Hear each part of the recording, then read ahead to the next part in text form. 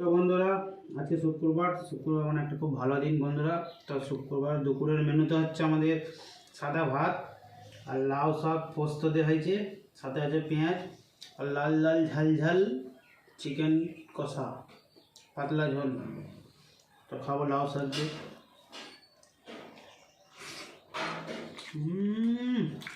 সাথে পেঁয়াজ, লাউ শাক দিয়ে এক বছর ভাত খাওয়া যাবে।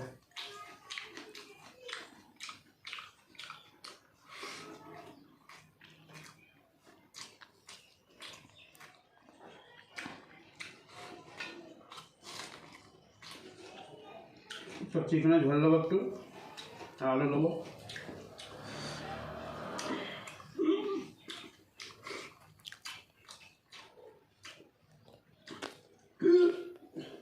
তো বন্ধুরা ভিডিওটা বেশি বড় করছি না, ভালো লাগলে একটা লাইক করবেন, কমেন্ট করবেন, শেয়ার করবেন আর সাবস্ক্রাইব জরুর করবেন।